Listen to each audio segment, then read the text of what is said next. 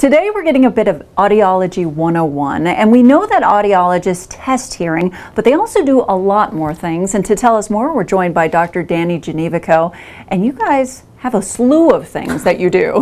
Yeah, we do. You generally think of as people that test hearing, and of course that's the core of what we do. And we test all ages. We test adults, we test newborns. A lot of times children are born with hearing loss, and of course 20 years ago we didn't know that because we had no way of testing them. And so we use a lot of electrophysiological measures now with computers to determine when the ear is working and when it's not. So we are in the area of electrophysiology as well as basic hearing tests. We also do a lot of medical diagnostic tests for physicians when they're trying to determine what the cause of the hearing loss is. There are tests that we can perform to determine if the eardrum is in the normal position, if there is fluid behind the eardrum, if the little bones are broken behind the eardrum, causing a breakdown in the transmission line. We do tests for balance disorders. Vertigo can many times come from the inner ear, and of course the inner ear is also the organ of hearing. So that's another area that we spend a good bit of time in.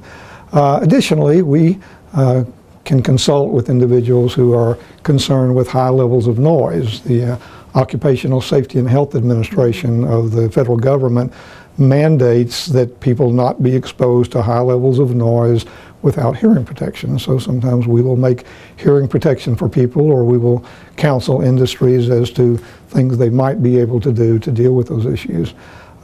Sometimes we are also working with the rehabilitation of hearing loss, and sometimes when you hear the name Audiology Hearing Aid Associates, then you say, well, they must be involved with hearing aids, and of course we are. So we do a lot of work with hearing aids as far as programming them and adjusting them, and then we do a lot in counseling, because the rehabilitation of a hearing loss, which I'm sure you picked up on other segments, is more than sticking something in somebody's ear. A lot of it is teaching them how to listen and teaching family members how to communicate. So we spend a lot of time counseling individuals, and many times that does almost as much good as anything that we can do. So using hearing aids coupled with appropriate counseling to the patient and appropriate counseling to the family results in a significant improvement. Audiologists are also involved sometimes in litigation. We don't do that a lot, but you know, someone comes in and says, well, I was in a car wreck and I'm deaf, and people have to kind of take their word for it. But let's say they weren't deaf. Mm-hmm. Well, we have the technology that they can't beat the system. So we have the ability, if it were a litigation issue, to determine whether a person really was deaf or wasn't. And granted, there are always some situations that are a little harder to define than others, but we have the technology to do that. We also work with children who sometimes are sent by speech pathologists, speech therapists, who have language disorders or speech disorders. And one of the first things you want to think about if a child is having difficulty articulating words is, is he actually hearing those particular speech sounds? And again, from another segment that we did, there are some sounds that you don't actually hear with certain types of hearing loss. And so again, that's something that we do in conjunction with speech therapists or the school system or individuals where children may have special needs. And that's something that we've been doing for a long time. We also evaluate people that have noises in their ears. It's called tinnitus.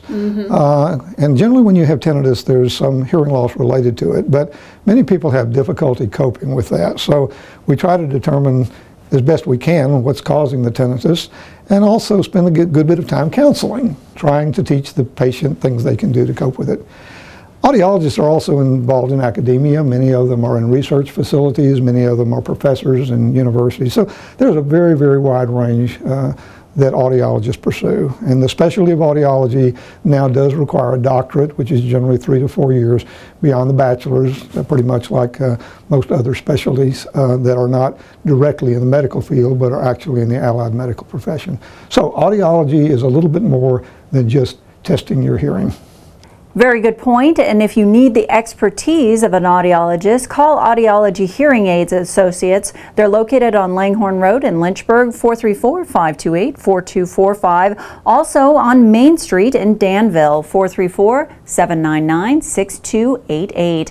Online at digitalhearingforyou.com. And we'll be right back.